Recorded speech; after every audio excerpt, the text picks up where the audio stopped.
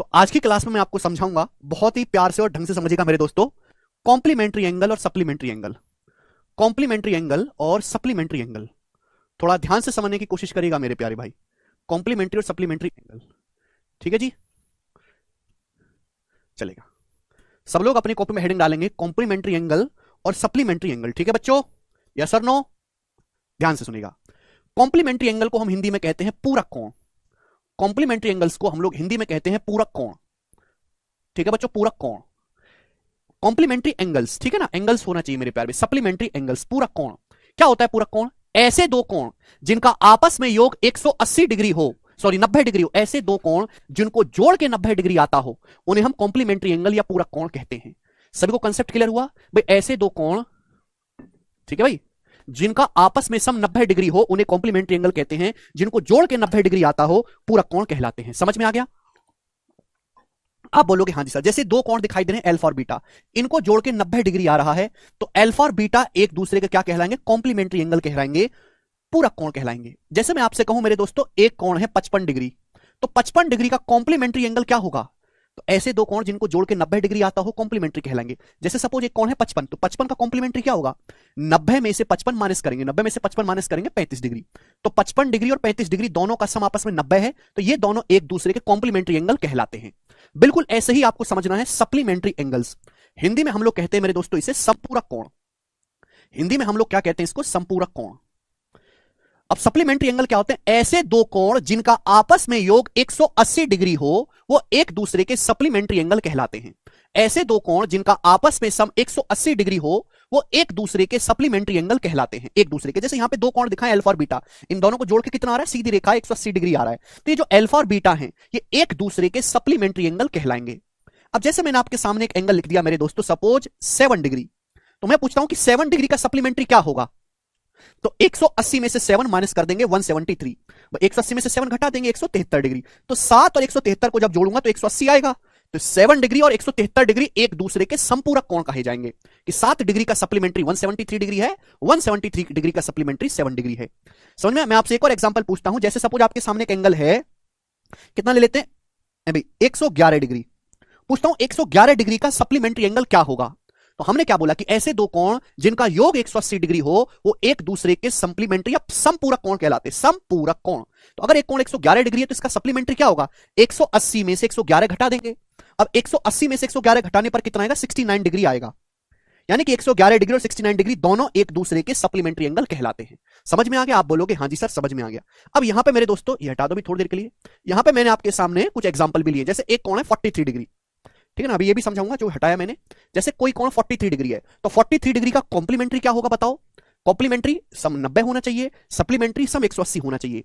तो 90 में से 43 माइनस करेंगे 47 डिग्री, कॉम्प्लीमेंट्री एंगल होगा। सप्लीमेंट्री क्या आएगा? 43 डिग्री अगर कोई कोण है, तो 43 का सप्लीमेंट्री कितना आएगा? 90 में से 43 माइनस करेंगे 137 डिग्री, ये आ जाएगा। आप बोलोगे हाँ जी सर। एग्जांपल के लिए, जैसे कोई कोण है 12 डिग्री, 12 डिग्री का कॉम्प्लीमेंट्री कितना आएगा? 78। 90 में से 12 को घटाएंगे 78 डिग्री। 12 डिग्री का सप्लीमेंट्री क्या आएगा? 180 में से 12 घटाएंगे, 180 में से 12 घटाएंगे 168 डिग्री। समझ में आया? आप बोलोगे हाँ जी सर बिल्कुल सही। यानी कि अगर आपके पास कोई कोण थीटा है, कोई कोण थीटा, तो थीटा का कॉम्प्लीमेंट्री एंगल कितना होगा? 90 में से थीटा माइनस कर देंगे, 90 माइनस थीटा। इस थीटा का सप्लीमेंट्री एंगल कितना होगा? संपूरक कोण। सप्लीमेंट्री एंगल मतलब सब 180 होना चाहिए, तो थीटा को 180 में से माइनस कर देंगे, 180 माइनस थीटा। समझ में आया? आप बोलोगे हाँ जी सर। ये सुनो। अब यहां से अगला कंसेप्ट मेरे दोस्तों, तो ये कोई कोण है, ये उस कोण का कॉम्प्लीमेंट्री है। जैसे 43 डिग्री, 43 का कॉम्प्लीमेंट्री 47 है और सप्लीमेंट्री है 137। आप अगर ये ध्यान से देखो, ये 47 से 137 कितना ज्यादा है? तो आप कहोगे 90। सर 47 डिग्री में 90 अगर मैं ऐड करूंगा तो 137 आ रहा है कि नहीं आ रहा है? भाई एक कोण है 12, 12 डिग्री का कॉम्प्लीमेंट्री कितना है? 78। 12 डिग्री का सप्लीमेंट्री कितना है? 168। तो 78 से 168 डिग्री कितना ज्यादा है? 90 डिग्री ज्यादा है। 78 में 90 जोड़ूंगा 168 डिग्री हो जाएगा। आप बोलोगे हाँ जी सर। बच्चों ये कौन है? थीटा। थीटा का कॉम्प्लीमेंट्री क्या है? 90 माइनस थीटा। सप्लीमेंट्री एंगल कितना है? 180 माइनस थीटा। अब 90 माइनस थीटा से 180 माइनस थीटा कितना ज्यादा है? 90। अगर 90 माइनस थीटा में 90 और मैं जोड़ दूंगा, तो ही तो 90 प्लस 90 180 माइनस थीटा बनेगा। यानी कि आपने यहां से कुछ चीज ऑब्जर्व करी बच्चों, कि किसी भी कोण का सप्लीमेंट्री एंगल उसके कॉम्प्लीमेंट्री एंगल से हमेशा 90 डिग्री ज्यादा होता है। सभी को कांसेप्ट क्लियर हुआ? अगर हम किसी भी कोण का सप्लीमेंट्री एंगल निकालेंगे, वो हमेशा उस कोण के कॉम्प्लीमेंट्री एंगल से 90 डिग्री ज्यादा होगा। किसी भी कोण का संपूरक कोण ये कौन है मेरे दोस्तों? ये उनके समपूरक कोण हैं, ये पूरक कोण हैं। तो समपूरक कोण जो होता है वो हमेशा उसके पूरक कोण से 90 डिग्री बड़ा आएगा। क्लियर है? यहां तक किसी बच्चे को कोई परेशानी नहीं है? ठीक है, ये बात यहां पे लिखी हुई है कि supplementary angle of an angle is 90 degree more than complementary angle. ठीक है बच्चों, तो ये कंसेप्ट था जो मैंने आपको समझाया। अब हम इसी कंसेप्ट पे बेस्ड क्वेश्चन करेंगे। क्वेश्चन मैं आपको प्रीवियस के ही कराऊंगा, सभी लोग ध्यान से सुनिएगा मेरे प्यार भी। सवाल नंबर होगा आपके सामने 1 और मैं कॉम्प्लीमेंट्री और सप्लीमेंट्री एंगल पे आपको 6 क्वेश्चन सॉल्व करवाऊंगा। सवाल नंबर 1, बताइए बच्चों इसका क्या आंसर है? बोलो, करेंगे बच्चों सॉल्व। देखो, ये सवाल दिया हुआ है लैंग्वेज में, ये सवाल आपको हिंदी और अंग्रेजी में दिया हुआ है, आपको इसको गणित की भाषा में लिखना है। बोला है एक कोण का मान उसके कोटि पूरक कोण से, कोटि पूरक कोण को ही कोटि पूरक बोलते हैं ना, इसमें कंफ्यूज मत हो जाना, पूरक कोण ही कोटि पूरक होता है बेटा, पूरक और कोटि पूरक एक ही बात है। ठीक है बेटे, चलिए, एक कोण का मान उसके कोटि पूरक कोण से 14 डिग्री कम है, कोण का मान ज्ञात करें। The measure of an angle is 14 degree less than measure of its complementary angle, then find the value of angle. तो भैया मैंने मान लिया कि माना कोण की वैल्यू थीटा है, माना कोण का मान थीटा है, तो सवाल में बोला गया कि एक कोण का मान जो है, एक कोण की वैल्यू, एक एंगल की वैल्यू उसके कॉम्प्लीमेंट्री एंगल से 14 डिग्री कम है। अगर कोई कोण थीटा है तो बताओ बच्चों थीटा का कॉम्प्लीमेंट्री एंगल कितना होगा? तो थीटा का कॉम्प्लीमेंट्री एंगल होगा 90 degree minus theta, 90 minus theta. तो बोला कोण की जो वैल्यू है, एक कोण की जो वैल्यू है, थीटा की जो वैल्यू है, उसके कॉम्प्लीमेंट्री एंगल जो भी होगा उससे 14 डिग्री कम है, इसमें से 14 डिग्री माइनस कर देंगे मेरे प्यारे भाई, यानी कि अब ये दोनों बराबर हो गए। बात समझ में आई? तो एक कोण का जो मान है उसके कॉम्प्लीमेंट्री एंगल से 14 डिग्री कम है। ये लिखा हुआ था इंग्लिश में, हमने लिखा इसको गणित की भाषा में। यहां तक किसी बच्चे को इस समस्या 76 डिग्री गलत बता रहे हैं आप लोग। मैंने मान लिया कि कोई कोण थीटा है, तो थीटा का कॉम्प्लीमेंट्री एंगल क्या होगा? थीटा का कोटि पूरक कोण क्या होगा? 90 माइनस थीटा। तो कोण का जो मान है उसके कोटि पूरक कोण के मान से 14 डिग्री कम है। 14 डिग्री कम का मतलब घटा देना, 14 डिग्री ज्यादा का मतलब जोड़ देना, ये माइनस 14 हो जाएगा। समझ में आया? क्लियर? आप बोलोगे हाँ जी सर। अब ये माइनस का थीटा है बेटा, जब ये माइनस थीटा इधर आएगा तो थीटा प्लस थीटा 2 थीटा हो जाएगा, ये बराबर। अब ये 90 में से 14 माइनस कर देंगे, 76 डिग्री हो जाएगा, हो जाएगा। तो थीटा कितना आएगा बताओ बच्चों? 76 डिग्री को 2 से भाग देंगे, 76 बटे 2 आएगा 38 डिग्री, यानी कि 38 डिग्री। तो कोण थीटा की जो वैल्यू होगी वो 38 डिग्री होगी। डी ऑप्शन इस सवाल का आंसर बनेगा। ठीक है, आगे चलते हैं अगले सवाल की तरफ। बोलो, नेक्स्ट क्वेश्चन आपके सामने। डायरेक्ट मेथड है भाई, एक ही स्टेप का। थीटा हमने कोण का मान लिया, जैसे हम एक्स मान लेते हैं तो एक्स मान के एंगल को थीटा मानते हैं। बोला यदि दो पूरक कोणों का अंतर 74 डिग्री है, दो पूरक कोण है उनका अंतर 74 डिग्री है, तो उनमें से एक कोण होगा। जी यहां पे ही थोड़ा टाइपिंग में छूट गया। दो संपूरक कोण है भाई, संपूरक है, दो संपूरक कोणों का अंतर 74 डिग्री है, तो उनमें से एक कोण क्या होगा? ध्यान सुनिएगा, मैं आपको फिर से एक कंसेप्ट बताता हूं, फिर से मैं आपको एक कंसेप्ट बताता हूं, ध्यान से सुनिएगा। और ये कई जगह हम अप्लाई करेंगे, ज्योमेट्री में, अर्थमेटिक में, हर जगह अप्लाई होता है, ध्यान सुनिएगा। अगर कभी भी आपको दो संख्याओं का योग दिया है, जैसे दो वैल्यू है एक्स और वाई, मान लिया दो वैल्यू है एक्स और वाई, उनका सम आपको दिया है ए, कैपिटल ए, और ये दो संख्या है एक्स और वाई, इनका आपको डिफरेंस दिया है बी, डिफरेंस दिया है बी। ठीक है बच्चों, तो एक्स की जो वैल्यू होगी वो क्या होगी? जवाब दो, एक्स का मान कितना होगा और वाई का मान कितना होगा? जरा आप मुझे बताओ। दो संख्याएं एक्स और वाई, उनका योग दिया है, उनका अंतर दिया है। तो एक्स है बड़ी संख्या, आप कहोगे सर एक्स बड़ी संख्या कैसे है? क्योंकि हम एक्स में से वाई घटा रहे हैं, तो बड़ी में से छोटी संख्या घटाते हैं, तो एक्स माइनस वाई है बी, एक्स प्लस वाई है। तो एक्स का मान क्या होगा बच्चों? तो एक्स का मान होगा, इन दोनों को जोड़ के आधा कर दो, एक्स का मान होगा ए प्लस बी बटे 2। वाई का मान क्या होगा? वाई का मान होगा, इन दोनों को घटा के आधा कर दो, ए में से बी घटा देंगे, ए माइनस बी बटे 2। वाई का मान होगा बच्चे ए माइनस बी बटे 2। आप बोलोगे हाँ जी सर बिल्कुल सही। अब आप कहोगे सर क्यों? आपके सामने बच्चों ये दो इक्वेशन है, दो समीकरण, मुझे एक्स का मान निकालना है, इन दोनों इक्वेशन को ऐड कर दो, दोनों इक्वेशन को जोड़ दो। अगर मैं इन दोनों को ऐड करूंगा तो देखो एक्स में एक्स जोड़ूंगा 2x हो जाएगा। जब मैं वाई में माइनस वाई जोड़ूंगा, वाई में माइनस वाई जोड़ूंगा तो कट नहीं जाएगा, प्लस वाई से माइनस वाई कट जाएगा, तो बराबर हो जाएगा ए प्लस बी। हो जाएगा कि नहीं बच्चों? इन दोनों इक्वेशन को अगर मैं जोड़ दूंगा तो y से y कट जाएगा, प्लस y से माइनस y, और x हो जाएगा 2x। तो यानी कि ये दो जो है नीचे आ जाएगा। बताओ ये आ गया कि नहीं आ गया? यही तो मैंने डायरेक्ट लिखा, यही तो मैंने डायरेक्ट लिख दिया। और अगर मैं इन दोनों इक्वेशन को घटा दूंगा तो y का मान आ जाएगा। तो इस बात को अपने दिमाग में बिठा लो कि अगर दो संख्याओं का योग दिया है और दो संख्याओं का अंतर डिफरेंस दिया है, तो जो बड़ी संख्या होगी वो क्या होगी? जोड़ के आधा करना है, a प्लस बी को जोड़ के आधा करना है, और y का जो मान होगा वो घटा के आधा करना है, a माइनस बी बटे 2। कंसेप्ट क्लियर है? अगर आपको एक कंसेप्ट क्लियर है तो इस सवाल का आंसर बिना कलम उठाए करके बताओ जरा मुझे, बिना कलम उठाए बताओ। दो संपूरक कोण का अंतर 74 है, उनमें से एक कोण क्या होगा बताओ। आपको समझना चाहिए कि अगर आपके पास दो संपूरक कोण हैं, उनका संपूरक कोण की परिभाषा क्या है? ऐसे दो कोण जिनको जोड़ के 180 डिग्री आता हो। अगर आपके पास दो सप्लीमेंट्री एंगल हैं तो उन दोनों कोणों का योग 180 डिग्री होगा। सवाल में आपको दिया है दो संपूरक कोण का अंतर, सवाल में आपको दो संपूरक कोणों का डिफरेंस दिया, डिफरेंस यानी कि अंतर 74 डिग्री। तो पूछा उनमें से कोई एक कोण क्या होगा, तो यानी कि आपको दो एंगल का सम दिया है, दो एंगल का डिफरेंस दिया है, तो एक एंगल तो होगा जोड़ के आधा कर दो। भाई अगर मैं इनको जोड़ के आधा करूंगा तो 100 से बड़ा आएगा, 100 से बड़ा तो कोई ऑप्शन है नहीं, तो दूसरा एंगल होगा घटा के आधा कर दो। अब 180 में से 74 घटाऊंगा तो 106, और 106 का आधा 53 डिग्री। 53 डिग्री मुझे कौन से ऑप्शन में दिखा? डी, यानी कि उन दोनों कोणों में से एक कोण 53 डिग्री होगा, और आपसे कोई एक कोण पूछा है, दूसरा तो ऑप्शन में है ही नहीं, तो इग्नोर कर दो, 53 डिग्री आंसर है। समझ में आया? दूसरा वाला एंगल निकालना था। बोलो। आपको ये करना बेटा, ये चीज भी जिस दिन लिखना बंद कर दोगे ना, उस दिन जाके नौकरी लगेगी। जिस दिन ये सीधा सवाल पढ़ के आंसर मार्क करके नहीं लगे ना, एक योग 180 है, डिफरेंस 74 है, 180 प्लस 74 बटे 2 एक एंगल आएगा, ऑप्शन में है ही नहीं क्योंकि सारे एंगल 100 से छोटे हैं। दूसरा आएगा 180 माइनस 74 बटे 2 53 डिग्री, चौथा ऑप्शन है आंसर। ठीक है ना? इसके पीछे ये कंसेप्ट है, मैंने आपको कंसेप्ट समझा दिया बहुत अच्छी तरीके से। अगला सवाल बनाएंगे बेटा, सवाल नंबर होगा आपके सामने 3 नंबर क्वेश्चन बनाएंगे। जैसे जैसे सवाल बोले वैसे वैसे करते जाना है। The measure of the supplementary of an angle is 10 degree more than 4 times of original angle, find the complementary angle of that particular angle. Hindi में पढ़ते हैं, बोला है किसी कोण का संपूरक कोण उस कोण के 4 गुने से 10 डिग्री अधिक है, किसी कोण के संपूरक कोण का मान उस कोण के 4 गुने से 10 डिग्री ज्यादा है। तो आपसे पूछा है ओरिजिनल कोण का, है ना, उस कोण का कोटि पूरक कोण या कॉम्प्लीमेंट्री एंगल क्या है। अगर बच्चों हमें सवाल सॉल्व करना है तो हमें वो कोण निकालना पड़ेगा जिसके बारे में ये सवाल कह रहा है। तो हम क्या करते हैं बच्चों, ऐसे सवाल में आपको ये जो लाइन दे रखी है, एक इक्वेशन, एक समीकरण है, इस समीकरण को मुझे सॉल्व करना है।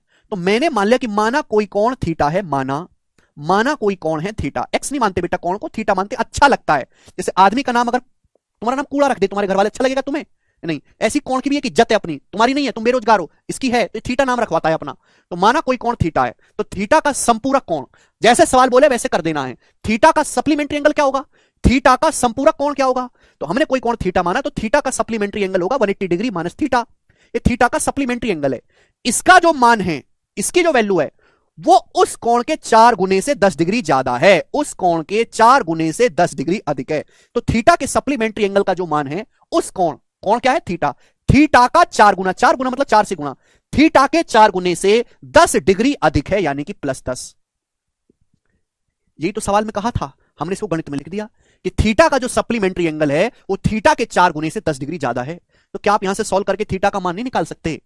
आप कहोगे सर निकालेंगे, 10 जब इधर आएगा तो 180 में से 10 घटाएंगे 170 डिग्री बराबर, ये माइनस थीटा जब उधर जाएगा तो 4 थीटा 1 थीटा 5 थीटा हो जाएगा। तो थीटा कितना आएगा भाई, 5 से 170 को काटेंगे तो 5 तिया 15, 5 24 34 डिग्री आ गया, थीटा का मान आ गया 34 डिग्री। बहुत सारे बच्चे कमेंट में भी जोश जोश में 34 डिग्री आंसर मार्क कर रहे हैं, आंसर 34 डिग्री नहीं है। सवाल में आपसे कोण नहीं पूछा, सवाल में आपसे थीटा का मान नहीं पूछा, जरा लास्ट लाइन को ढंग से पढ़ो, उसमें खेल हो गया है। लास्ट लाइन को ढंग से पढ़ो, पूछा है उस कोण का कोटि पूरक कोण बताओ, थीटा नहीं पूछा, थीटा का कॉम्प्लीमेंट्री एंगल पूछा है।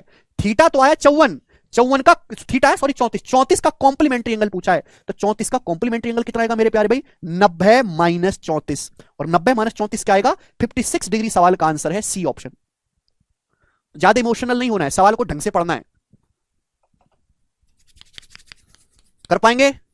सभी बच्चे कर पा रहे हैं, ठीक है ना? आगे चलेंगे, सवाल नंबर 4। अगला क्वेश्चन मेरे दोस्तों आपके सामने, जवाब दीजिएगा इस क्वेश्चन का क्या आंसर है, फटाफट मुझे करके बताओ बेटे। 4 नंबर क्वेश्चन, सभी बच्चे बताएंगे, करो।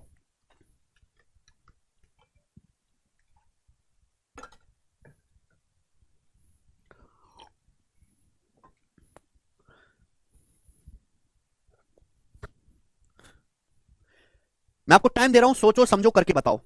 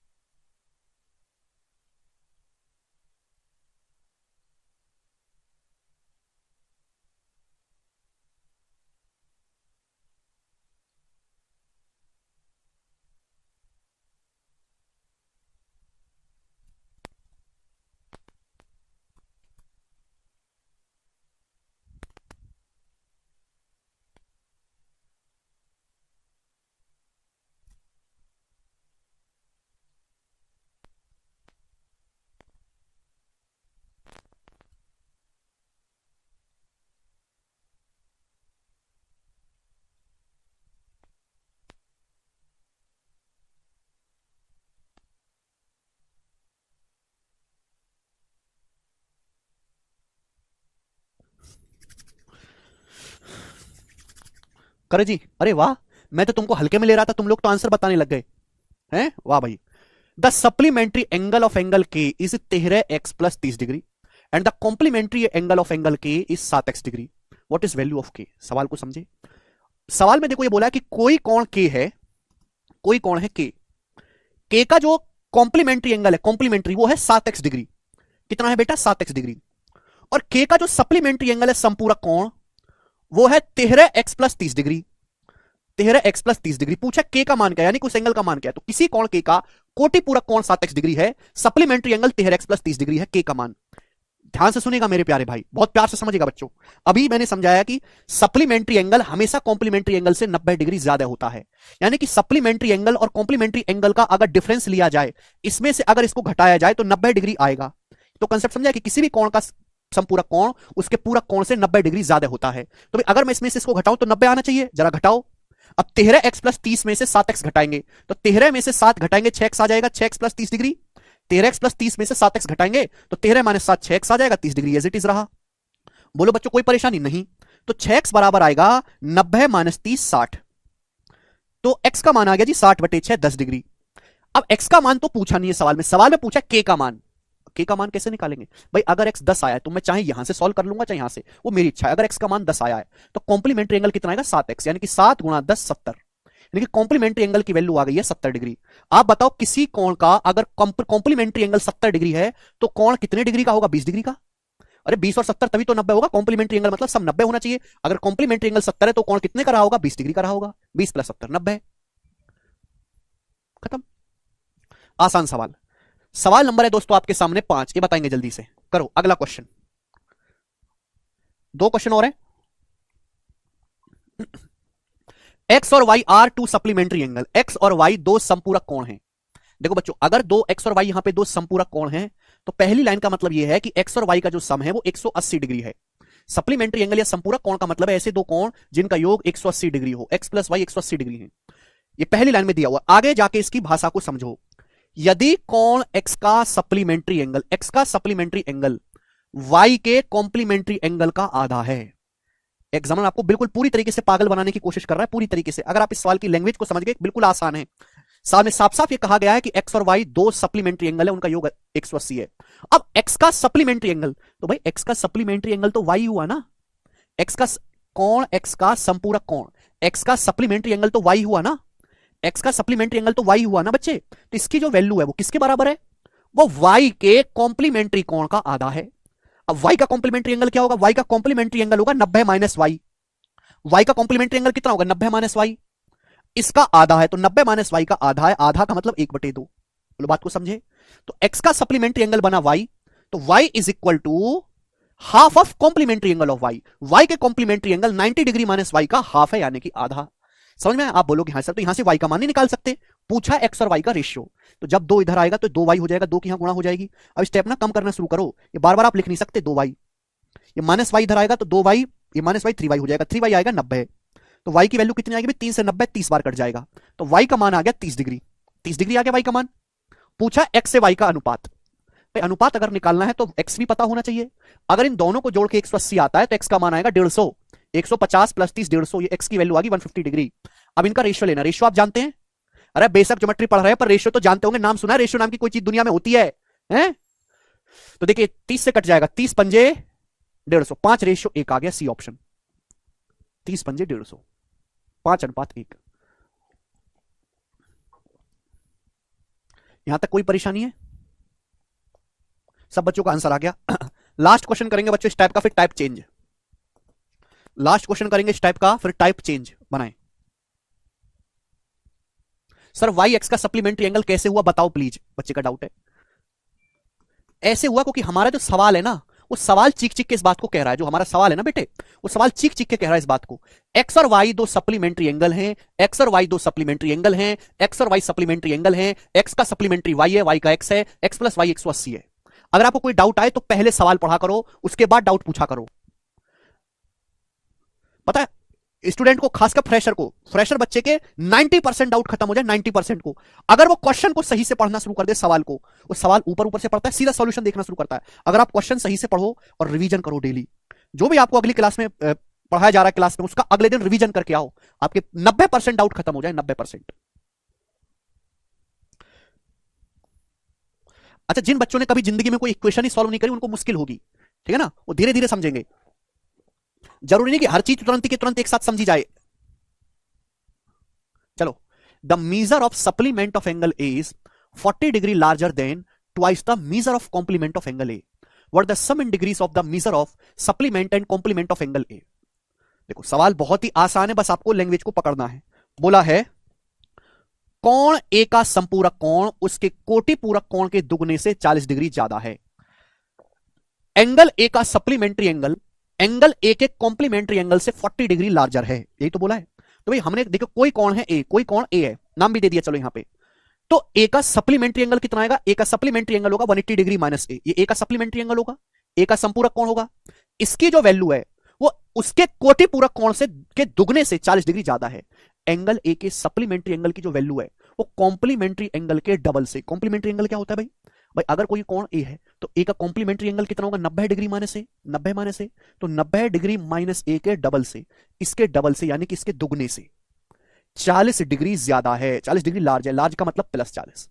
ये तो सवाल में बोला गया है। जो बात एग्जामिनर ने हिंदी में लिख के दी अंग्रेजी में, उसको हमने गणित में लिख दिया कि ए का जो सप्लीमेंट्री एंगल है 180 डिग्री माइनस से, इसकी जो वैल्यू है वो ए के कॉम्प्लीमेंट्री एंगल का दुगना करना है, दुगने से 40 डिग्री अधिक है। तो मुझे यहां से सॉल्व करके ए का मान निकालना है।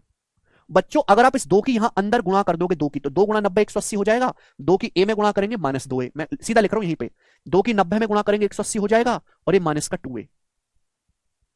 अगर आप ध्यान से देखो तो 180 180 कट गया, ये माइनस का 2a इधर आएगा, तो माइनस का 2a जब इधर आएगा पॉजिटिव हो जाएगा, 2a, 2a में से a घटाएंगे a, तो a का मान आ गया 40 डिग्री। a का मान नहीं पूछा, पूछा क्या है, पूछा व्हाट द सम कितना होगा a के सप्लीमेंट्री और a के कॉम्प्लीमेंट्री एंगल, a के सप्लीमेंट्री एंगल और a के कॉम्प्लीमेंट्री एंगल का योग कितना है, तो a है 40, 40 का सप्लीमेंट्री एंगल आएगा 140, 180 में से घटाएंगे। 40 का कॉम्प्लीमेंट्री एंगल कितना आएगा, 90 में से 40 घटाएंगे 50, इन दोनों का योग पूछा है तो इन दोनों का योग आएगा 190, ही आंसर है पहला ऑप्शन। बच्चे कह रहे 180 कैसे कट गया, हे भगवान। और किसी को डाउट है 180 कैसे कट गया? तरुण कहने कोर्स लेने के बाद आपकी शीट कहां मिलेंगी, शीट मिलेगी नोट्स वाले सेक्शन में। आप नोट्स वाले सेक्शन में जाओ, वहां पे आपको शीट अपलोडेड मिलेंगी, नोट्स बना हुआ है ना ऊपर, वहां पर। बेटे अगर आप गणित सीखना चाहते हो तो कम से कम जोड़ घटाना गुणा भाग आना चाहिए। हमसे उम्मीद मत करो कि मैं आपको यहां पे काटना कूटना जोड़ घटाना सिखाऊंगा, ठीक है ना। आप यहां पे 10वीं क्लास का गणित सीखने आए हो तो तीसरी क्लास का आना चाहिए। नहीं आता है तो ट्यूशन भी लगा लो साथ के साथ, मेरी बात मानो, कंपटीशन की तैयारी तो कर ही रहे हो आप, साथ के साथ एक ट्यूशन भी लगा लो, 5वीं का लगाना। इसी के साथ ये वैरायटी समाप्त होती है, ठीक है बच्चे। आप बोलोगे हाँ जी सर कोई दिक्कत नहीं, हमको अच्छे समझ में आया। अब मैं बढ़ूंगा आपके सामने अगले कंसेप्ट की तरफ। हम चलेंगे दोस्तों अगले कंसेप्ट की तरफ, नेक्स्ट कंसेप्ट, ठीक है जी। चलो, मैंने कल वर्टिकल अपोजिट एंगल आपको समझा दिया, ठीक है ना। कॉम्प्लीमेंट्री सप्लीमेंट्री हो गया। आप सब लोग अपनी कॉपी में हेडिंग डालेंगे ट्राइंगल, ट्राइंगल। हिंदी वाले भाई लिख लेंगे त्रिभुज, हिंदी वाले भाई लिख लेंगे त्रिभुज, त्रिभुज। ट्राइंगल क्या होता है, 3 भुजाओं से घिरी आकृति को त्रिभुज कहते हैं। मैं लिखूंगा नहीं, आपको खुद लिखना है। 3 भुजाओं से घिरी आकृति को त्रिभुज कहते हैं, 3 भुजाओं से घिरी आकृति को त्रिभुज कहते हैं। इंग्लिश में figure enclosed bye 3 side, figure enclosed bye 3 side is called triangle, figure enclosed bye 3 side is called triangle, figure enclosed bye 3 side is called triangle. 3 भुजाओं से घिरी आकृति को त्रिभुज कहते हैं। आप बताओ, मैंने एक साइड बनाई, क्या इससे कोई फिगर बंद होती है, कुछ बंद हुआ नहीं। मैंने 2 भुजा बना, कुछ बंद हुआ नहीं। मैंने तीसरी भुजा खींची, कुछ बंद हुआ, हां बंद हुआ। यानी कि अगर हमें कोई बंद आकृति बनानी है तो कम से कम 3 भुजाएं चाहिए। 3 से कम भुजाओं से 1 या 2 का इस्तेमाल करके कोई आकृति बंद करी ही नहीं जा सकती। समझ में आया? आप बोलोगे हाँ जी सर समझ में आया है, कोई परेशानी नहीं है। तो ये होता है मेरे दोस्तों ट्राइंगल, ये होता है आपके सामने ट्राइंगल, ठीक है। 3 भुजाओं से घिरी आकृति को त्रिभुज कहते हैं। तो भैया देखो इस त्रिभुज में 3 भुजाएं दिख रही हैं, 1 2 3। इस त्रिभुज के 3 कोने होते हैं, एक कोना ये है, एक कोना ये है और एक कोना ये है। इनको हम बोलते हैं वर्टेक्स या फिर हिंदी में कहते हैं शीर्ष। इनको हम बोलते हैं वर्टेक्स या फिर हिंदी में कहते हैं शीर्ष। समझ में आया? आप बोलोगे हाँ जी सर। तो हम इन कोनों को नाम देते हैं, इसको नाम दे दिया मैंने ए, इसको नाम दे दिया बी, इसको नाम दे दिया सी। हमेशा कैपिटल लेटर से नाम देंगे, कभी स्मॉल लेटर से नहीं देते। तो अगर मुझे इस ट्रायंगल को लिखना है तो इस ट्रायंगल को डिनोट करने का, निरूपित करने का तरीका क्या है? तो ऐसे करते हैं, ट्रायंगल को शॉर्ट में बनाओ, ये छोटा ट्रायंगल बनाओ शॉर्ट में और लिखेंगे ए बी सी। समझ में आ गया बच्चों? ये इसको लिखने का तरीका है त्रिभुज ए बी सी, यानी कि एक ऐसा त्रिभुज बनाओ जिसके तीनों कोनों के नाम ए बी और सी हैं। समझ में आ गया? कोई प्रॉब्लम? आप बोलोगे हाँ जी सर। अब त्रिभुज की क्या खास बातें हैं? पहली बात कि त्रिभुज में तीन भुजाएं होती हैं। त्रिभुज में तीन भुजाएं होती हैं। बात को समझे? आप बोलोगे हाँ जी सर, हम बात को समझे। दूसरी बात, त्रिभुज में तीन ही वर्टेक्स होते हैं, तीन ही कोने। दिखाई दिया? तीसरी बात, त्रिभुज में तीन ही इंटीरियर एंगल होते हैं। देखो अंदर की तरफ जो कोण बनते हैं, एक कोण ये बन रहा है, एक कोण ये बन रहा है और एक कोण ये बन रहा है। त्रिभुज के तीन ही इंटीरियर एंगल होते हैं, तीन आंतरिक कोण होते हैं। त्रिभुज में तीन इंटीरियर एंगल होते हैं मेरे दोस्तों, तीन आंतरिक कोण होते हैं। समझ में आया? आप बोलोगे हाँ जी सर बिल्कुल सही, कोई परेशानी।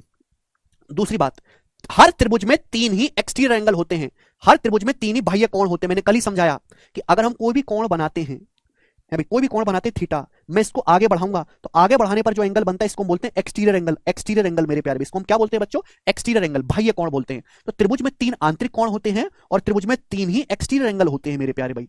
समझ में आया? त्रिभुज में तीन ही एक्सटीरियर एंगल्स होते हैं। क्लियर है? आप बोलोगे सर कैसे? हर वर्टेक्स पे एक आंतरिक कोण, एक बाह्य कोण। भाई आप इस साइड को आगे बढ़ाओ मेरे दोस्तों, आगे, तो ये जो बनेगा ये मेरे दोस्तों वर्टेक्स ए पर बाह्य कोण है, बाह्य कोण। समझ में आया? आप बोलोगे हाँ जी सर, कोई परेशानी? आप इसको यहां पे आगे बढ़ा दीजिए मेरे दोस्तों, तो ये जो बनेगा मेरे दोस्तों ये वर्टेक्स बी पे बाह्य कोण है, बाह्य कोण। आगे बढ़ा दीजिए मेरे प्यारे भाई। ठीक है बच्चों, आप इसको आगे बढ़ा दीजिए वर्टेक्स सी पे, तो ये जो बनेगा ये वर्टेक्स सी पे एक्सटीरियर एंगल है, बाह्य कोण है। समझ में आया? आप बोलोगे हाँ जी सर समझ में आया है। तो तीन ही आंतरिक कोण है और तीन ही बाह्य कोण है। सभी को दिखाई दिया? मजा आ रहा है? कोई तकलीफ? अब कुछ बच्चे मुझसे ये लड़ाई करेंगे कि सर जैसे आपने ट्रायंगल बनाया, आपने त्रिभुज की ये साइड बढ़ाई तो आप कह रहे हो ये एक्सटीरियर एंगल है, ये वाला एक्सटीरियर एंगल, ये वाला बाह्य कोण।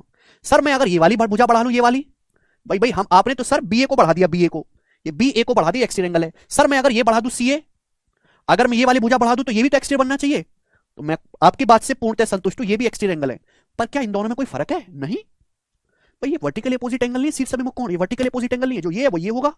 यानी कि चाहे साइड ये बढ़ा लो किसी भी वर्टेक्स पे, चाहे कोई कुछ भी कहीं से भी बढ़ा लो, कहीं से भी बढ़ा लो, बनेगा जो एक्सटीरियर एंगल होगा सीधा बढ़ाना, बस स्ट्रेट लाइन बढ़ाना, चाहे बी ए को बढ़ा लो चाहे सी को बना लो, जो एंगल बनेगा वो एक्सटीरियर एंगल बराबर ही बनेगा हर जगह से। ठीक है बच्चे? आप बोलोगे हाँ जी सर बिल्कुल सही। तो हर त्रिभुज में तीन भुजाएं होती हैं, तीन शीर्ष होते हैं, तीन आंतरिक कोण होते हैं, तीन बाह्य कोण होते हैं। ठीक, अब पहला कंसेप्ट मैं आपको समझाऊंगा, ध्यान से सुनिएगा। पहला कंसेप्ट, त्रिभुज के तीनों आंतरिक कोणों का योग 180 डिग्री होता है। त्रिभुज के तीनों आंतरिक कोणों का योग, ट्रायंगल के तीनों इंटीरियर एंगल का सम 180 डिग्री होता है, 180 डिग्री होता है। सब लोग अपनी कॉपी में उतार लेंगे, मैं आपको इसका प्रूफ भी समझाऊंगा बाद में, ठीक है ना? उसके लिए मुझे और बताना पड़ेगा। अभी के लिए ये ध्यान रखो मेरे दोस्तों कि ये त्रिभुज है एबीसी, इसके अंदर के तीन कोण बन रहे हैं, ये कोण ए है, ये बी है और ये सी है। इन तीनों कोणों का योगफल हमेशा 180 डिग्री होता है। त्रिभुज किसी भी साइज का हो, किसी भी शेप का हो, छोटा मोटा, काणा भेड़ा, लूला लंगड़ा, कैसा भी त्रिभुज बनाओ, आप ऐसा बनाओ त्रिभुज, आप ऐसा त्रिभुज बनाओ, कुछ भी बनाइए, हमेशा उसके तीनों आंतरिक कोणों का योगफल 180 डिग्री रहेगा, 180 से हटने वाला नहीं है। जैसे मैं आपसे कहूं कि ये वाला एंगल 73 डिग्री का है, ये एंगल 55 डिग्री का है, तो आप हमें जवाब देंगे कि ये वाला कोण कितने डिग्री का होगा। जवाब दो बच्चों, बताएंगे सब लोग।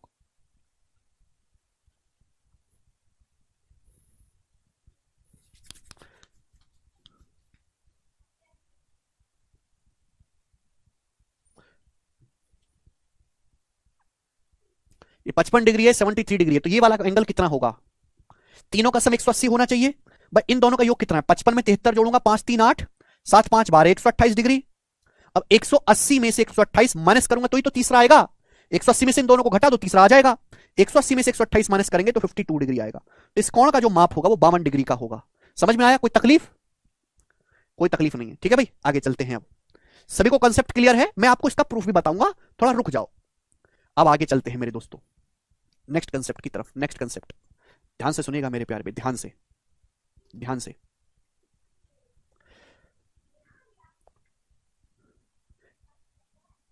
एक्सटीरियर एंगल,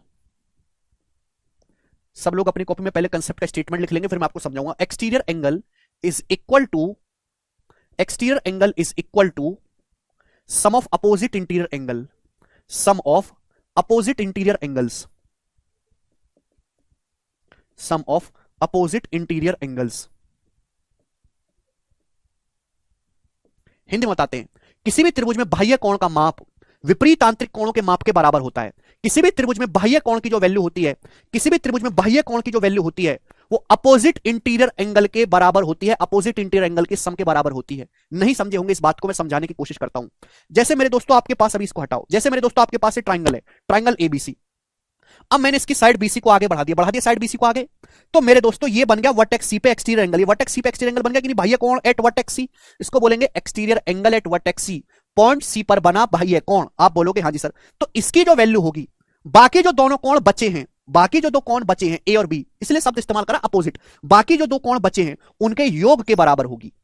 समझ में आया? इसकी जो वैल्यू होगी, बाकी जो दो कोण बचे हैं अंदर वाले, है ना, अपोजिट इंटीरियर अंदर वाले, बाकी दोनों कोणों के योग के बराबर होगी। आप बोलोगे सर ऐसा क्यों, ऐसा क्यों मेरे प्यारे भाई? ध्यान से सुनेगा मेरे दोस्तों, थोड़ा प्यार से समझने की कोशिश करेगा मेरे प्यारे भाई। देखो बच्चों, ये एंगल कितना है बेटा ए, ये एंगल कितना है ए, ये एंगल कितना है बी, ये एंगल कितना है मेरे दोस्त सी, ये होगा, यही है।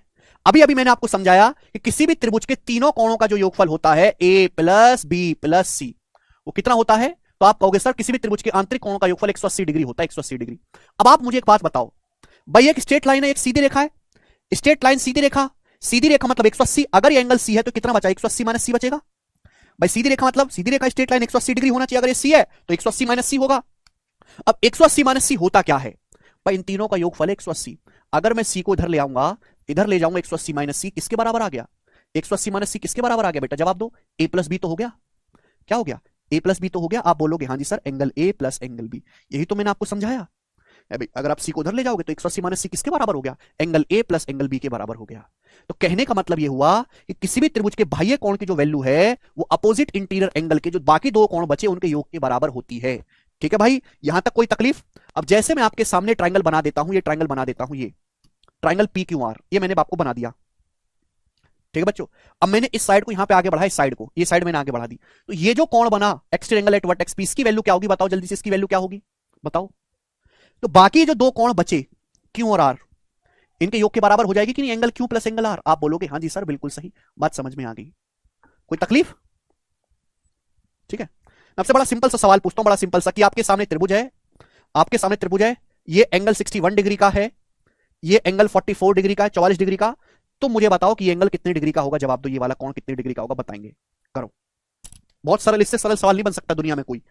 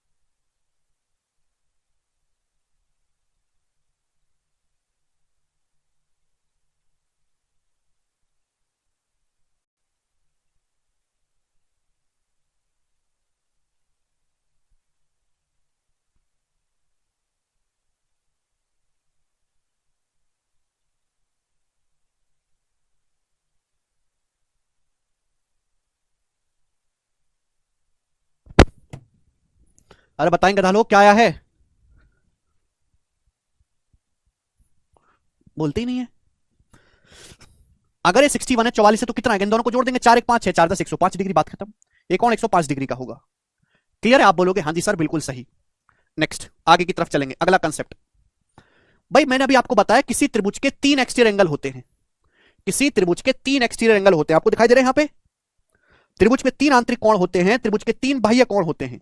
ठीक है, तो जैसे मैंने आपके सामने त्रिभुज बनाया ए बी सी, इसके 3 वर्टेक्स पे 3 एक्सटीरियर एंगल है। तो अगला कंसेप्ट है किसी भी त्रिभुज के, किसी भी त्रिभुज के तीनों एक्सटीरियर एंगल का सम, तीनों एक्सटीरियर एंगल का सम हमेशा 360 डिग्री होता है। θ1 प्लस θ2 प्लस θ3 की जो वैल्यू होगी वो 360 डिग्री आएगी। कैसा भी त्रिभुज बनाओ, किसी भी त्रिभुज के तीनों एक्सटीरियर एंगल का सम हमेशा 360 डिग्री होता है। किसी भी त्रिभुज के तीनों बाह्य, तीनों आंतरिक कोणों का योग 180 डिग्री होगा, लेकिन तीनों बाह्य कोणों का योग हमेशा ही 360 डिग्री होता है मेरे प्यारे भाई। क्लियर है? आप बोलोगे हाँ जी सर बिल्कुल सही, क्लियर है। ऐसा क्यों हुआ मैं आपको कारण भी समझाऊंगा। भाई आंतरिक कोण है ए बेटे, ये आंतरिक कोण है बी, बी, ये आंतरिक कोण है बच्चों सी। सी। तो आप मुझे बताओ थीटा वन क्या होगा, ये एक्सटेरियर एंगल एट वर्टेक्स सी क्या होगा, थीटा वन की वैल्यू क्या होगी, इन दोनों को जोड़ेंगे। थीटा वन क्या आएगा मेरे दोस्तों, ए प्लस बी। ए प्लस बी। थीटा टू क्या होगा, अब ये एक्सटीरियर एंगल है वर्टेक्स ए पे, थीटा टू ये क्या होगा, बाकी दोनों कोणों का सम बी प्लस सी। ये बी प्लस सी आएगा मेरे प्यारे भाई। अभी थीटा थ्री क्या होगा मेरे प्यारे, थीटा थ्री। अब ये जो कोण है exterior angle at vertex B, इसकी वैल्यू क्या होगी, बाकी दोनों कोणों का योग ए प्लस सी। आप बोलोगे हाँ जी सर बिल्कुल सही। यही अगर मैं इन तीनों को जोड़ता हूं तो क्या आ जाएगा बताओ, क्या आ जाएगा, ए दो बार बी दो बार, ए प्लस ए दो ए, बी प्लस बी दो B, C plus C two C. तो ट्वाइस नहीं हो जाएगा, ये A plus B plus C का दुगना नहीं हो जाएगा बच्चा लोग। और A plus B plus C अभी समझाया, A plus B plus C अभी समझा 180 होता है, तो 180 का दुगना 360 आ गया कि नहीं आ गया। तो किसी भी त्रिभुज के तीनों बाह्य कोणों का योग हमेशा 360 डिग्री होगा। समझ में आया, आप बोलोगे हाँ जी सर बिल्कुल सही, कोई प्रॉब्लम नहीं है। ठीक है समझ गए। वैसे ये मैंने त्रिभुज के लिए बताया है, मैं आगे आपको इस बात को एक्सप्लेन भी करूंगा, प्रूफ भी करूंगा कि ये केवल त्रिभुज के लिए नहीं है। अगर हम चतुर्भुज भी बना देना, चतुर्भुज भी, तो चतुर्भुज के भी अगर हम सारे एक्सटीरियर एंगल खींच दे, सारे एक्सटीरियर एंगल, तो चारों एक्सटीरियर एंगल का सम भी 360 आएगा।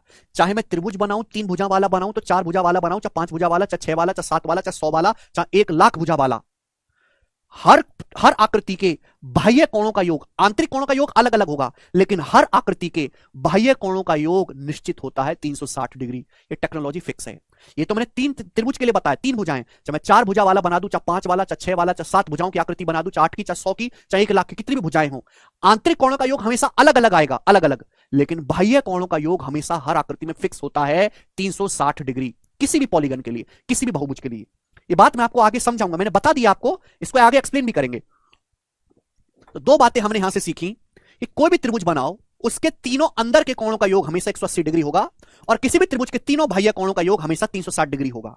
ठीक है ना, मैंने आपको रीजन भी समझाया है, समझाया कि नहीं, समझाया है। ठीक है बच्चे, चलो अब मैं आपसे एक सवाल पूछूंगा, ठीक है ना, सभी लोगों से सवाल पूछूंगा, और जरा इस सवाल का मुझे सोच समझ के आंसर बताना।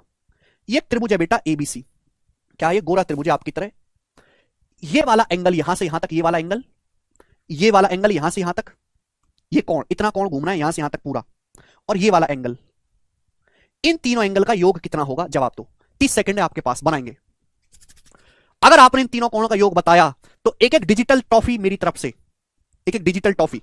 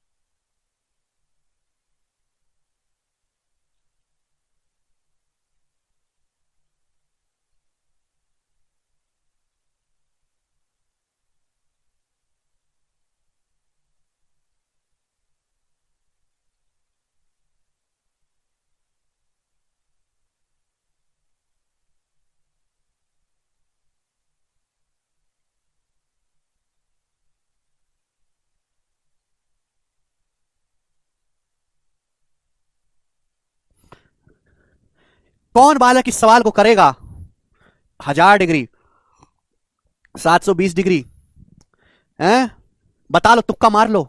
अरे गधा लोग, हमने क्या बताया है कि एक पूरा राउंड 360 डिग्री का होता है, 360 होता है कि नहीं, पूरा चक्कर। अगर ये चक्कर पूरा होता तो 360 होता, ये भी पूरा चक्कर होता 360 होता, ये भी चक्कर पूरा होता 360। अगर ये तीनों चक्कर पूरे पूरे घूम जाते तो 360 का 3 गुना, यानी कि 1080 डिग्री हो जाता। तीनों का योग पूछा है मैंने, तीनों का योग, तीनों का योग बताना था। अरे भाई साहब इन तीनों का योग बताना था, योग पूछा है मैंने तीनों का। अगर तीनों चक्कर पूरे पूरे हो जाते राउंड, तो ये भी 360, ये भी 360, ये भी 360, लेकिन कमी कहां रह गई, कमी, तो आप कहोगे सर ये कमी रहेगी, ये एंगल ए।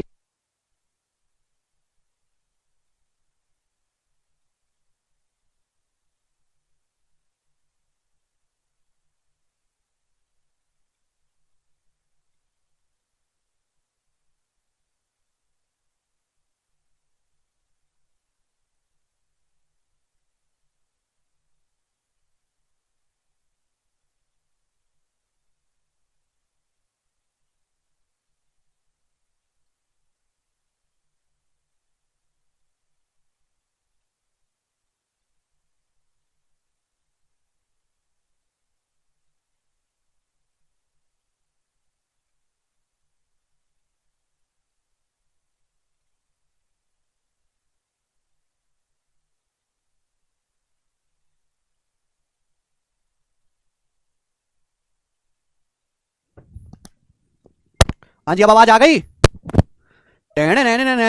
360 थिया माइनस 180, 900 डिग्री आंसर था सवाल का, ये बनाए।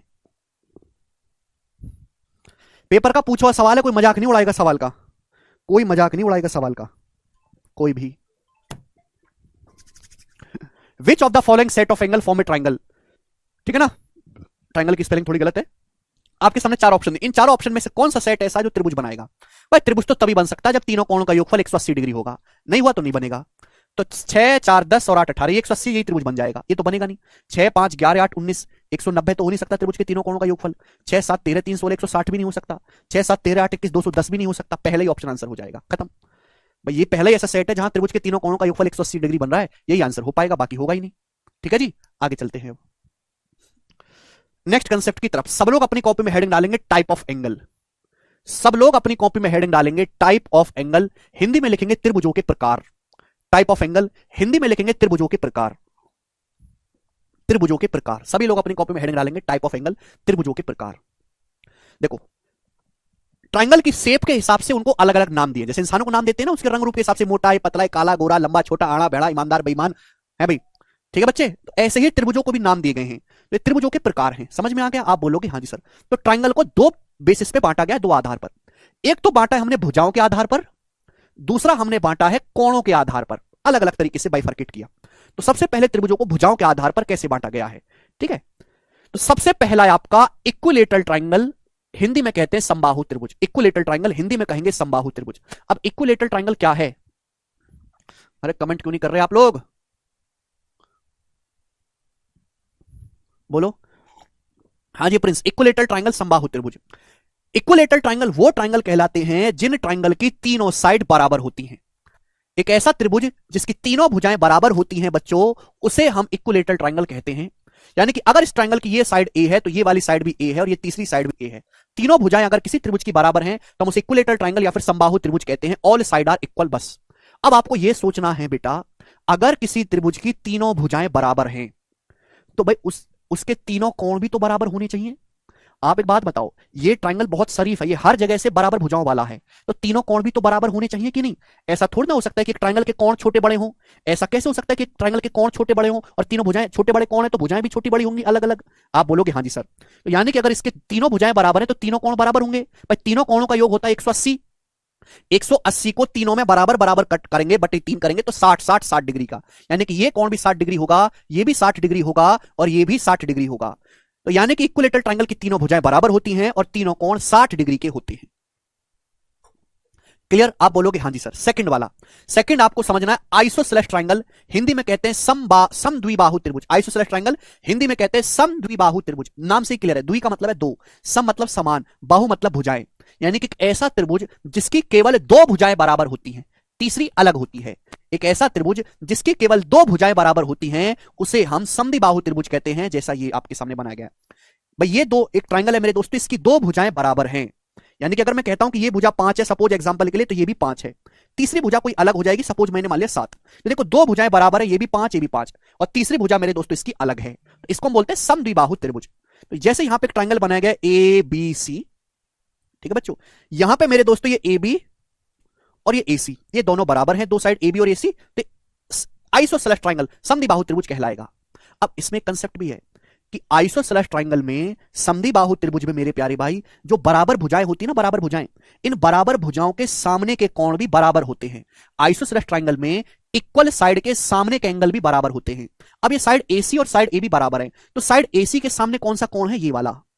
ये साइड AB है, साइड AB के सामने कौन सा कोण है? ये वाला। तो ये दोनों कोण आपस में बराबर होंगे। अगर ये कोण थीटा है तो ये भी थीटा होगा। मैं बाद में आपका प्रूफ भी समझाऊंगा, लेकिन अभी के लिए आपको इंपॉर्टेंट बात जाननी है। दो साइड बराबर हैं तो दो एंगल भी बराबर होंगे। अगर बच्चों मैं आपके सामने एक त्रिभुज ऐसे बना देता हूं, एक त्रिभुज ये ABC, और मैंने बोल दिया कि ये दोनों साइड इक्वल हैं, ये दोनों साइड, ये भी 9 है और ये भी 9 है, और ये साइड है 4। तो अब आप बताओ मेरे दोस्तों, ये दोनों साइड बराबर है तो इनके सामने के कोण भी बराबर होंगे। अगर 9 के सामने ये वाला कोण अगर अल्फा है तो इस 9 के सामने ये वाला कोण भी अल्फा होगा, ये दोनों कोण बराबर होंगे। तो आइसोसेलेस ट्राइंगल में दो साइड बराबर होंगी और उनके सामने के अपोजिट एंगल भी बराबर होंगे। 9 के सामने ये वाला कोण आ रहा है, इस 9 के सामने कोण आ रहा है, तो यहां ए और बी बराबर हो जाएंगे। समझ में आ गई बात? आप बोलोगे हाँ जी सर समझ में आ गई। तीसरा, विषम बाहु त्रिभुज। तीसरा ट्राइंगल होता है scalene triangle. Scalar triangle Hindi में कहते हैं विषम बाहु त्रिभुज। स्केलन ट्राइंगल विषम बाहु त्रिभुज, नाम से ही क्लियर है, विषम का मतलब होता है अलग अलग, बाहु का मतलब भुजाएं, यानी कि एक ऐसा त्रिभुज जिसकी तीनों भुजाओं की लंबाई अलग अलग होती है उसे हम विषम बाहु त्रिभुज कहते हैं। तीनों भुजाएं अलग अलग लंबाई के, देखो इक्वल साइड को दिखाने के लिए हम ऐसे इक्वल का साइन लगा देते हैं, अगर दोनों पे बराबर लगा हुआ है तो इक्वल साइड है। अभी विषम बाहु त्रिभुज है, तीनों साइड की लंबाई अलग अलग है, मतलब जो साइड होगी उससे अलग होगी और ये इससे अलग होगी, तीनों साइड अलग अलग होगी। एग्जाम्पल के लिए अगर ये 5 है, एग्जाम्पल के लिए मेरे दोस्तों ये साइड 5 है, ये 9 है और ये मेरे दोस्तों 7 है, तो कैसा ट्राइंगल है, तीनों भुजाएं अलग अलग है, स्केलन ट्राइंगल या विषम बाहु त्रिभुज है। भाई जाहिर सी बात है अगर तीनों भुजाएं अलग अलग है तो तीनों कोण भी अलग अलग होंगे, तो यानी कि अगर ये कोण अल्फा है, ये थीटा है, नाम दे रहा हूं मैं अपनी मर्जी से, बीटा है, तो तीनों कोण की जो है मेजरमेंट भी अलग अलग होगी, सेम नहीं होगा कोई भी। सभी को कंसेप्ट क्लियर? तो 3 ट्राइंगल बने, तीनों साइड बराबर समबाहु, 2 साइड बराबर समद्विबाहु, तीनों साइड अलग अलग स्केलन ट्राइंगल। समझ में आया? नरेश कह रहे हैं बेसिक सर।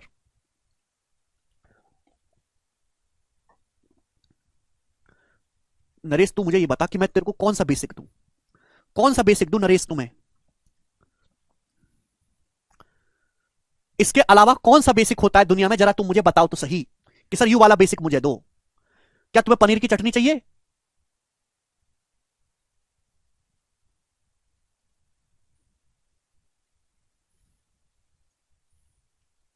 हैं?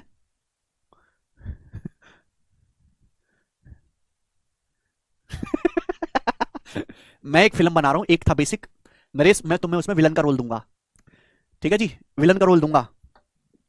एक था बेसिक, हॉलीवुड की फिल्म है भाई, बहुत खतरनाक फिल्म बन के आएगी, देखना तुम, कांपेगी दुनिया देख के उसे। एबीसीडी पढ़ने आयो कि गणित पढ़ने आयो? अगला मेरे दोस्तों, ये मैंने बताया ट्राइंगल का टाइप साइड के आधार पर, हम बांटेंगे एंगल के बेसिस पे, कोणों के आधार पर, त्रिभुज को कोणों के आधार पर कैसे बांटा गया है।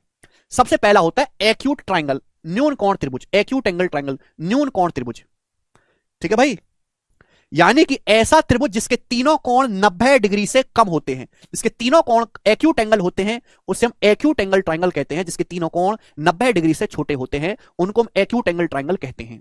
जैसे कि मेरे दोस्तों 50 डिग्री है, अभी मेरे दोस्तों ये आपका ले लेते हैं सपोज 70 डिग्री है और ये 60 डिग्री है, ये तीनों कोण है, देखो तीनों कोण 90 डिग्री से छोटे हैं, तीनों का सम 180 है, तो एक्यूट एंगल ट्राइंगल कहलाएगा। तो न्यून कोण त्रिभुज एक ऐसा त्रिभुज जिसके तीनों कोण कुछ भी हो पर 90 डिग्री से छोटे होने चाहिए, न्यून कोण त्रिभुज कहलाएगा। अगला है राइट एंगल ट्राइंगल या फिर समकोण त्रिभुज। राइट एंगल ट्राइंगल होता है मेरे प्यारे भाई एक ऐसा त्रिभुज जिसमें एक एंगल एग्जैक्ट 90 डिग्री का हो, 90 डिग्री का, जैसे कि आपके सामने यहां पर ये कोण जो दिखाई दे रहा है ये 90 डिग्री का दिखाई दे रहा है, ए बी सी। समझ में आया? आप बोलोगे हाँ जी सर बिल्कुल सही, ए बी सी, समझ में आया? तो 90 डिग्री है एक ऐसा त्रिभुज जिसमें कोई एक एंगल 90 डिग्री का हो मेरे प्यारे भाई, उससे हम राइट एंगल ट्राइंगल या समकोण त्रिभुज कहते हैं। समझ में आया? एग्जैक्ट एक कोण 90 डिग्री का होगा, जाहिर सी बात है अगर एक कोण 90 का हो गया तो बाकी दोनों कोण 90 से छोटे होंगे, बाकी दोनों कोण एक्यूट एंगल बनेंगे, बनेंगे कि नहीं बनेंगे? अगर मैं आपसे कहूं कि ये वाला कोण थीटा है तो बताओ ये कितना होगा, ये कितना होगा बेटा, ये 90 है ये थीटा, तो ये कितना बचेगा? अगर ये 90 डिग्री है तो बाकी दोनों का सम भी 90 होना चाहिए, अगर ए एंगल 90 है तो बाकी दोनों का 90 बचना चाहिए, तभी तो 90 जमा 90 180 होगा। अगर ये थीटा है तो ये कितना बचा फिर 90 माइनस थीटा, यानी कि कोण होंगे theta 90 90 minus theta, theta 90 90 minus theta, theta 90 90 minus theta. नहीं प्रदीप भाई ट्राइंगल तो तभी बनेगा ना तीनों का सम 180 हो, तो यानी कि एक ऐसा त्रिभुज जिसमें कोई एक एंगल 90 डिग्री हो राइट एंगल कहलाएगा। अगर ये 90 है तो बाकी दोनों का सम भी तो 90 होगा ना, तभी तो 180 बनेगा भाई। अगर ये थीटा है तो क्या होगा 90 माइनस थीटा। समझ में आया? आप बोलोगे हाँ जी सर बिल्कुल सही। यानी कि मजे वाली बात यह है कि अगर ये 90 है तो बाकी दोनों एंगल का सम भी 90 होगा, यानी कि a प्लस बी जो है वो c के बराबर बन गया 90। यानी कि राइट एंगल ट्राइंगल में बड़ी खास बात है कि समकोण त्रिभुज में एक एंगल की वैल्यू बाकी दोनों एंगल के योग के बराबर होती है। भाई ये 90 है तो a प्लस बी भी 90 है, एक एंगल की वैल्यू बाकी दोनों एंगल के योग के बराबर होती है, बड़ी खास बात है। आगे चलेगा, ध्यान सुनेगा। समकोण त्रिभुज में जो 90 डिग्री बनाने वाली भुजाएं ना, एसी और बीसी, जो 90 डिग्री बनाने वाली भुजाएं, इनको बोलते हैं समकोण त्रिभुज की टांगे या फिर लेग्स। क्या बोलते हैं? लेग्स। तो जब भी मैं आगे से लेग्स बोलूं तो लेग पीस मत समझ लेना, लेग्स का मतलब राइट एंगल ट्राइंगल की 90 डिग्री बनाने वाली भुजाएं। अब ये एसी और बीसी के बीच में 90 बन रहा है तो एसी और बीसी क्या कहलाती है? राइट एंगल ट्राइंगल की लेग्स कहलाती है, टांगे। और 90 डिग्री के सामने जो होता है मेरे दोस्तों, इसको बोलते हैं राइट एंगल ट्राइंगल में हाइपोटीनियस। नाम सुना है कभी आपने हाइपोटीनियस? हिंदी में कहते हैं कर्ण, राइट एंगल ट्राइंगल का क्या कहते हैं बच्चों? इसे कर्ण कहते हैं, कर्ण। वैसे राइट एंगल ट्राइंगल में हाइपोटीनस जो होता है वो सबसे बड़ा होता है, सबसे बड़ा। यहां तक की बात क्लियर है? बोलो। तो अगर ये 90 है तो बाकी दोनों कोणों का सम 90 बचेगा। ये थीटा है तो ये 90 माइनस थीटा। 90 डिग्री बनाने वाली जो भुजाएं समकोण त्रिभुज की टांगे कहलाती हैं, लेग्स। 90 डिग्री के सामने की जो भुजा है उसे हम हाइपोटेनस या कर्ण कहते हैं। समझ में आ गया? आप बोलोगे हाँ जी सर बिल्कुल सही। चलो अब देखो, बचपन में मैं आपको इसका बाद में बहुत डिटेल में समझाऊंगा, प्रूफ भी करवाऊंगा। अभी मैं ऐसी छोटी छोटी बातें बता दे रहा हूं जो आपको पता होनी ही चाहिए। देखो बच्चों, ये वर्टेक्स ए, वर्टेक्स ए के सामने की इस भुजा को मैंने नाम दे दिया, वर्टेक्स ए के सामने स्मॉल ए है। ये वर्टेक्स क्या नाम दे दिया मैंने? स्मॉल ए। ये वर्ट शीर्ष बी के सामने स्मॉल बी है और शीर्ष सी के सामने स्मॉल सी है। ये भुजाओं की लंबाई है। तो आपने पढ़ा है राइट एंगल ट्राइंगल में पाइथागोरस थ्योरम, यानी कि सी स्क्वायर बराबर हो गया ए स्क्वायर प्लस बी स्क्वायर। समकोण त्रिभुज में सी स्क्वायर जो होता है, हाइपोटेनस का जो स्क्वायर होता है, वो बाकी दोनों साइड के स्क्वायर के योग के बराबर होता है। इसको बोलते हैं पाइथागोरस थ्योरम। किसी बच्चे ने अगर ये नहीं पढ़ी है तो 10वीं क्लास कैसे पास हो गया मुझे तो पता ही नहीं पड़ा है भैया। किसी भी समकोण त्रिभुज में हाइपोटेनस का स्क्वायर अदर टू साइड के अन्य दो भुजाओं के वर्गों के योग के बराबर होता है। इसे पाइथागोरस थ्योरम बोलते हैं। समझ में आया? 90 डिग्री के सामने सी हाइपोटेनस है, सी स्क्वायर बराबर A square plus B square, Pythagoras theorem. कहां से है, क्यों है, ये बाद की बात है, मैं आपको समझाऊंगा बाद में। ये ट्रिग्नोमेट्री में भी पढ़ना है, ज्योमेट्री में भी पढ़ना है, मेंसुरेशन में भी पढ़ना है, हर जगह पढ़ना है पाइथागोरस थ्योरम। तो ये सारी बातें थी राइट एंगल ट्राइंगल के बारे में। अब आखिरी मुझे बताना है आपको ऑब्टूस एंगल ट्राइंगल, अधिक कोण त्रिभुज। बेटा ऑब्टूस एंगल ट्राइंगल होता है एक ऐसा त्रिभुज जिसमें एक एंगल ऑब्टूस हो, एक एंगल 90 डिग्री से बड़ा हो। अगर किसी त्रिभुज का कोई कोण 90 डिग्री से बड़ा है, एक ही कोण हो पाएगा, एक से ज्यादा नहीं हो पाएगा, तो ऑब्टूस एंगल कहलाता है। जैसे कि एग्जांपल के लिए यहां पे जो एंगल है ये मैंने मान लिया कि 110 डिग्री का है, तो कोण कैसा हो गया? 90 डिग्री से बड़ा, तो ये ट्राइंगल ऑब्टूस एंगल ट्राइंगल कहलाएगा। तो अधिक कोण त्रिभुज का मतलब एक ऐसा कोण एक ऐसा त्रिभुज जिसका एक कोण 90 डिग्री से बड़ा हो या ऑब्टूस एंगल हो, उसे हम अधिक कोण त्रिभुज कहते हैं। समझ में आया? आप बोलोगे हाँ जी सर। तो ये सारी कहानी थी ट्राइंगल के टाइप के बारे में। आज मैं इतना ही छोड़ूंगा मेरे दोस्तों। अब मैं जा रहा हूं पार्टी करने, आज तुम्हारी मैम का बर्थडे है। तुम कुछ भी करते रहो, ठीक है भाई? रिवीजन करो, मेहनत करो, ठीक है भाई? गुरुजी इंग्लिश की तैयारी कैसे करें प्लीज बताइए। अब ये सब सवाल बाद में, ठीक है भाई? अब मैं जा रहा हूं तुम्हें छोड़ के। तुम्हारा मेरा साथ यहीं तक है आज।